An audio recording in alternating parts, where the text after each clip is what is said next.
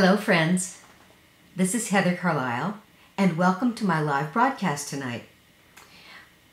I created a way of thinking about the old teachings and traditions that we sincerely treasured, are obedient to, guided us when we were kids. But if we get those ideas about how to live a good life and be a good person, we kind of string it together and say, okay, that I got it at about 8 years old. And somehow or another, the adults never think to update that cartoon strip, partly because they're not really aware that we have it, and neither are we. But it's a simplistic way at looking at how to be a good person and what kind of a life you want to live. So I'll show you, I draw it on my flip chart when somebody is in my office. But it's a cartoon that I create. So I've got the cartoon on the top for an 8-year-old child. But this story of life is only a cartoon for a child. So then what's the real story of life? Be smart plus your heart equals wisdom. And this is beyond black and white to the real colors of life. So follow me with this and see how much of it you got around 8 years old, and then how much you've been consciously or unconsciously hanging on to. And please type me a comment or a question. I'm always interested in what you're thinking or what you're wanting to know. And also, if you want to get a little tip or a reminder about my broadcasts, if you go on your YouTube channel and there's a little bell there, you can click on that bell when you're on my YouTube channel page. And if you click on that bell, you'll hear from me automatically. Cool, huh? Anyway, the story of life according to the cartoon that most of us as 8 years old, we got it. Okay, number 1, be nice. Then get good grades, graduate from high school, and go to college. Then get a job. Then buy your own car. Then marry somebody we approve of and like and fits into our family. Buy a house. Then have children so that we have grandchildren. And then retire when you're ready with money so that we don't have to worry about you. Okay, all those things sound good. However, if you're looking at life through the eyes of even a 16-year-old or an 18-year-old, this is not going to work. So first of all, be nice. Well, how many times have I worked with someone who has been nice? And then they get bullied or gossiped about or rejected by their friends. And they're afraid to do anything that's not nice. So oftentimes they don't even tell their parents or their teachers. And to be fair, sometimes when they do tell a parent or a teacher, the teacher or parent thinks it's not that big a deal. I've had several clients over the years who are still carrying the symptoms of DTD, which is developmental trauma disorder, from being bullied as a little child. And oftentimes a child carries that, but they're not aware that they need to go to an adult and it needs to be grieved and healed. So the child will carry that quietly and silently for their life until it starts getting in their way. So be nice. No, we also need to teach our children that not everybody is nice and what to do when somebody is mean or somebody is bullying or somebody is doing something behind your back that makes you feel bad or rejected. So be nice isn't going to hack it. Now, yeah, we want our children to be nice. So what I put in place of that is, and this is the wisdom part, is be kind, bond to the ones who are nice and who are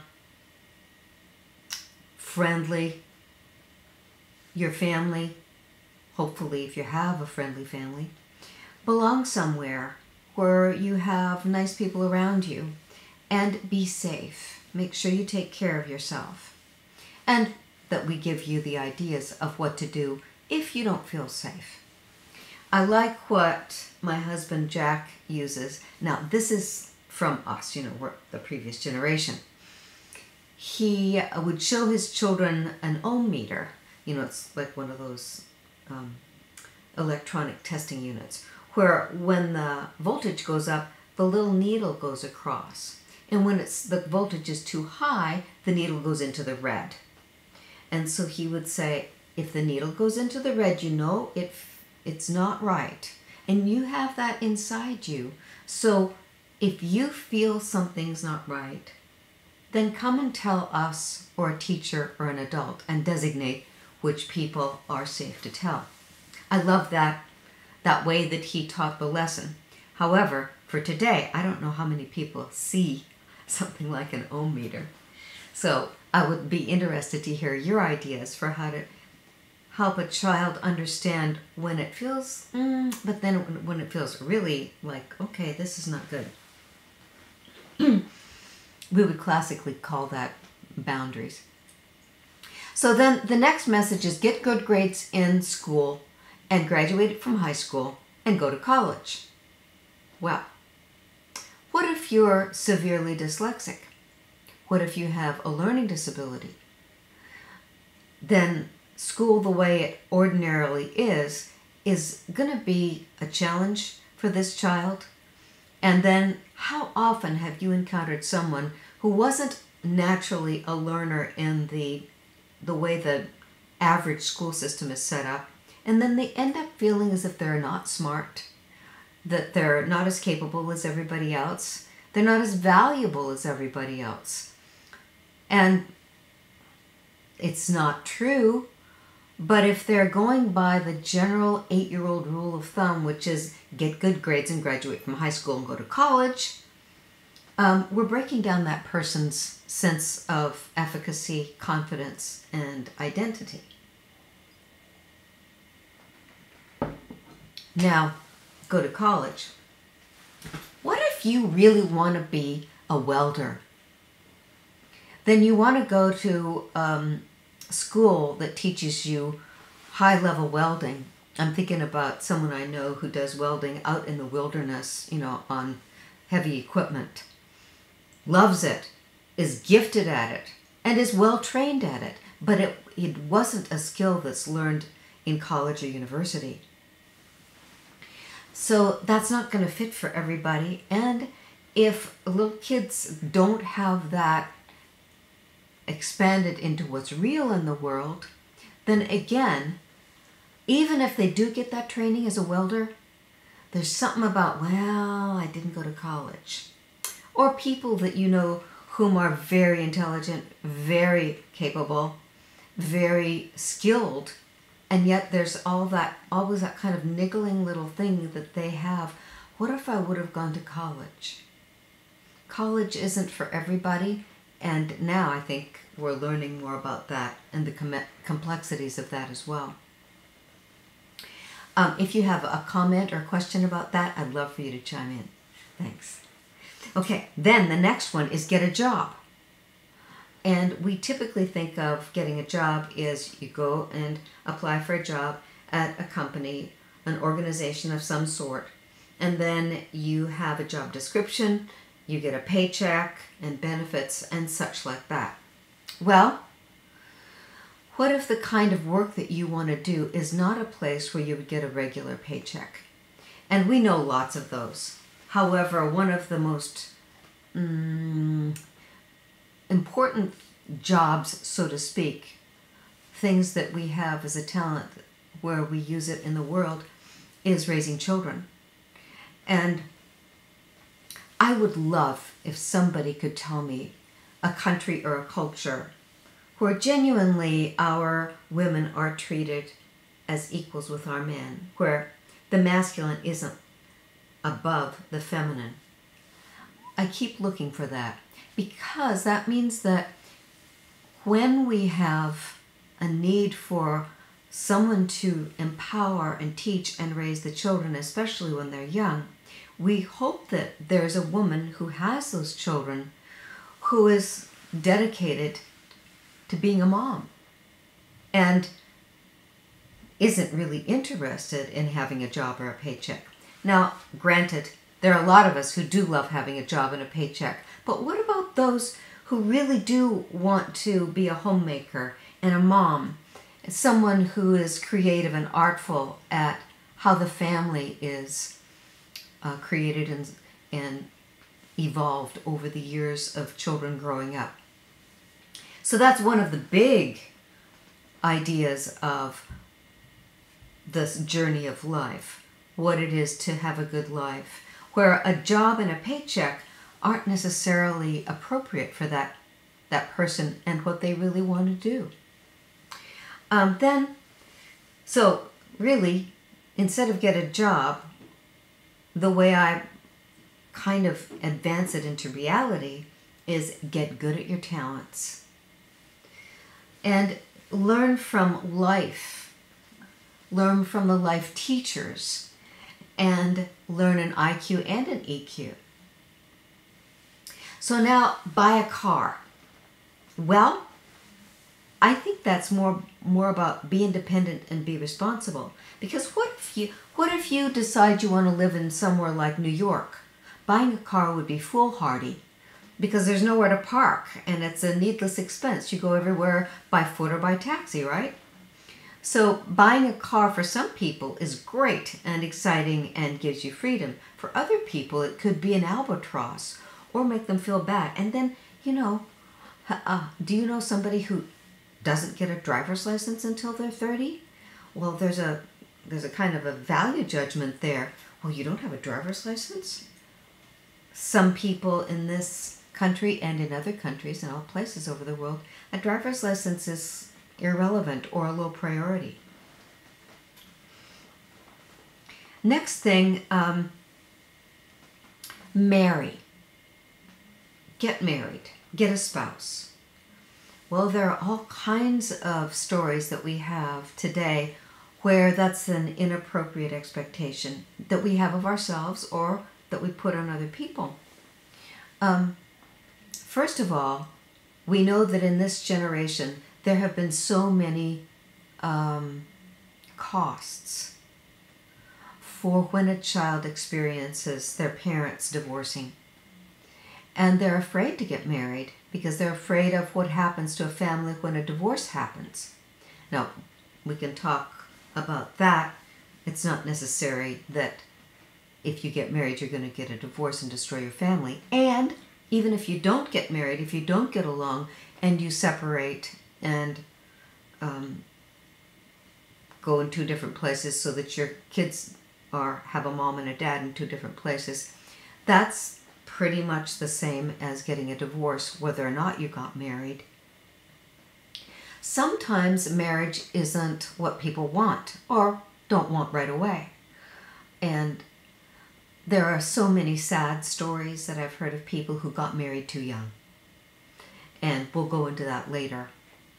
But getting married when you're a teenager or an adolescent or just growing up, it's making a commitment that probably is going to be pulled through the growing pains or end up that when you're completely adult, when you're completely matured, you've grown up, you've developed your talents, you find that you don't have the same interests, or you find that you fight all the time because what you value is so disparate. Anyway, marriage, and sometimes the message we get is marry somebody who belongs in our family. Marry somebody whom we approve of.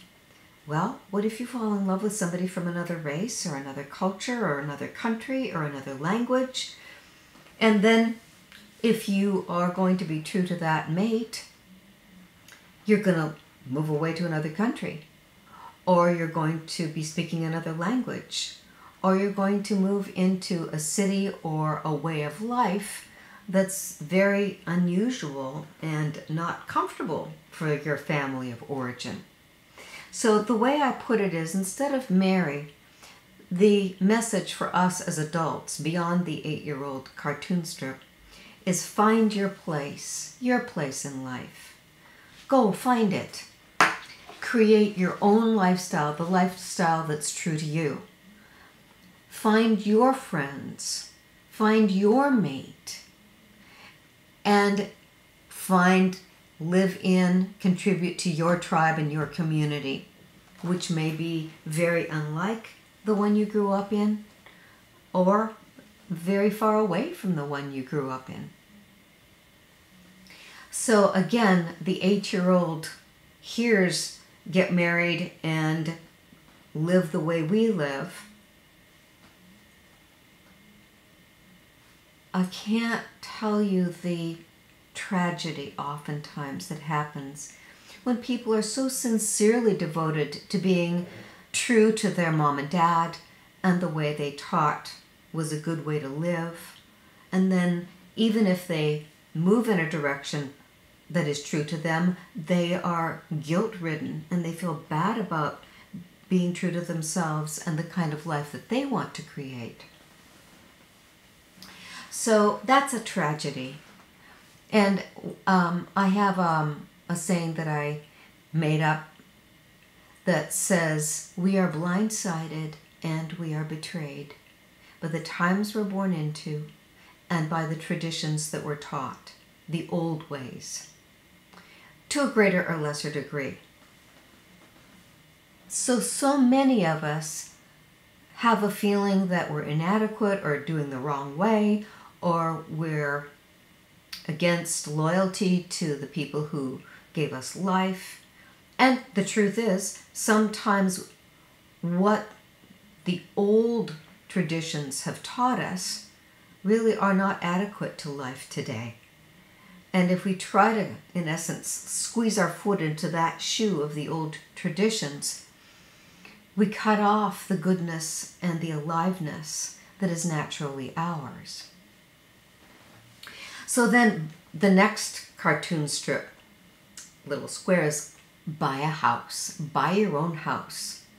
Well, what if you want to live in Milan, Italy? Buying a house there is not appropriate. Or if you want to live in an apartment downtown where you're close to the culture and the aliveness of urban living, having a house there isn't appropriate. Or what if you do want a house and you do want a yard because you love gardening, except for your families are saying, well, why would you want to spend your time digging in the dirt? Well, maybe you have a green thumb.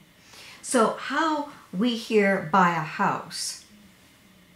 Sometimes we want to live in an apartment or a condominium or over a garage or in an attached or detached efficiency. Sometimes you want to get a job and live on a cruise ship. So buy a house is what an 8-year-old hears, most of the 8-year-olds, especially on our continent. But it's not going to be appropriate when you grow up. So my message tonight is listen to yourself and find the way of building a lifestyle that works for you, that you really like. And then the last couple are have kids. Well, there are people like me where I knew that I didn't want to spend 25 years of my life being a mom. I knew that I was going to be a writer and be involved with my work. And I didn't want to, because if I had a child, that would have to be number one for me.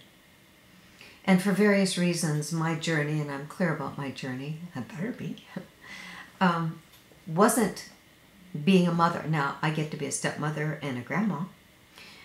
And I've been named Grandma Hawk by our first grandchild because he couldn't say Grandma Heather. So I am now Grandma Hawk. And I love that. I love that role. But have kids. What if you can't have kids? And what if you're tortured with all the complexities and costs of trying to get pregnant? and then it doesn't work. What we want you to be is comfortable with however life needs to unfold for you. And of course, then there's always third-party help or adoption. And I will have as a guest on my YouTube channel my wonderful colleague, Jana Rupnow. Jana's new book, Three Makes Baby, has just been published, and I'll interview her about that. She's a specialist in fertility and adoption. So have kids. Some people want to, some people don't, some people have a hard time, and some people do. So, but when we're 8 years old and we see that, okay, when you get older, you get married and you have kids, and then we don't want you to feel guilty or inadequate because that wasn't how your life was to unfold.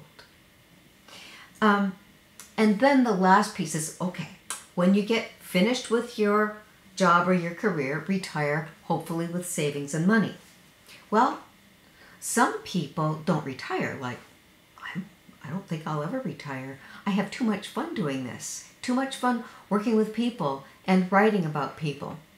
So retirement never has been in the cards for me. For most of us, it would be boring. Doesn't mean we continue with our same work from our same career. It means that we're going to do the things that we want to do, use the talents that we enjoy using. And some people end up not retiring with a lot of money. That's why our country has Social Security and we pay tax dollars. We want to make sure our people are safe, even if that hasn't been something that they could do. The truth is, we want to teach our people weather the storms. Be grateful for what you have and comfortable with what you have. And if you need help, ask for help. That's another thing that we hear typically from the traditions, the general view in our, at least our pioneering country, is don't ask for help. And there's always help. Always. Sometimes you don't want it to be, if you want mentoring, you don't want it to be an old-fashioned way or a parent. But then there are always mentors. There are elders. There are grandparents. There are counselors. There are clergy. There are elders. There are best friends. There are neighbors. There's your community. We want to connect. We want to ask.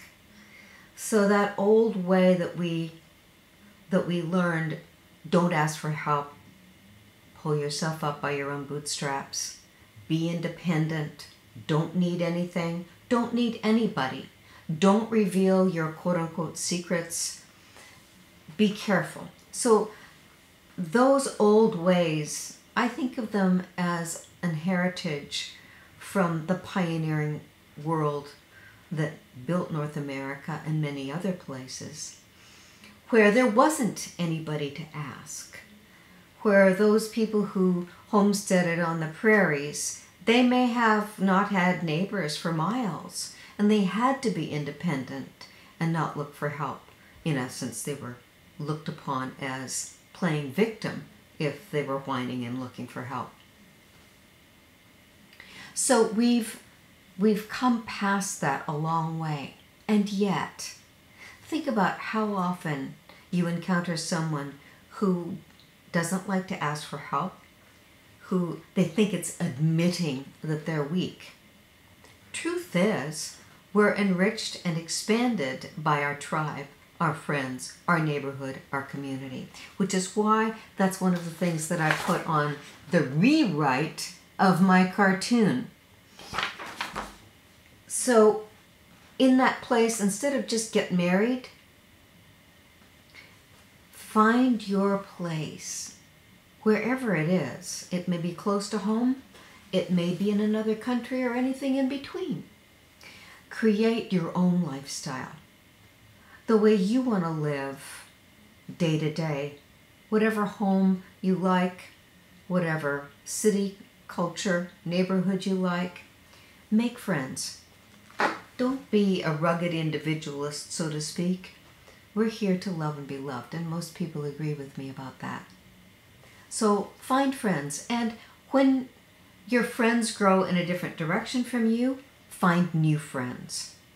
You know, that's one of the hardest things that I think we face, because we really do feel loyal to our family and our friends. And so over the trajectory of the decades of life, as we get older, we become more and more comfortable with that, where certain periods of our life we're in a certain tribe, a certain community, certain friends we do things with, and then as life moves forward, we find that our paths go in different directions. And when our paths go in different directions, we want to hang on to the loyalty to those friends. But sometimes it takes away from your life or their life. Then the hard thing is to move towards what's next. That means growth. And again, learning what is true to myself. So you know my little motto is know yourself, treasure life, love others. Well, the journey of life takes turnings, sometimes difficult turnings, that we don't predict, we don't expect, and we wouldn't want. And it changes us, it changes our life, and the lifestyle that we create for ourselves. And there are many reasons why we do that. So that means sometimes we have long-distance friends, and there are people that we don't quote-unquote hang out with or do fun things with anymore for lots of different reasons. So from me as an older adult to you, honor that and treasure it as part of the growth of life and the unfoldment of the complexities, the mysteries, the wonders of life, because the last piece, remember, the last piece is weather the storms and be grateful. So we want to be grateful for the direction we go, that we go into. And sometimes the most difficult part is to let go of your old community, your old tribe, your old friends. Not that we push them away, but that we must follow our own path, our own mission, our own dreams. Ooh, I see one of my kitties. So trust yourself. Notice when those too stiff kind of cartoon values are there that keep you held back and maybe feeling guilty or feeling like you shouldn't, or it's not the best thing to do for the people around you. You can always do it. You can weather the storm. And you can weather the storm and be grateful for what you've lost and what you're going towards. We don't need to push anything away. Just go towards the next thing that's real. And those things do come up, don't they? It's the end of my 1/2 hour, and I want to remind you, if you go to your YouTube channel, click on the little bell that's over there on the right-hand side. Actually, if you're looking at me, it's on your right-hand side, and you'll get the notice of when I have a new YouTube video. And I will be having a new one on every Monday. Thank you so much for tuning in and watching and doing this journey with me tonight. And so, as always, know yourself, treasure life, and love others. Thank you, and I'll see you next Monday, if you can tune in.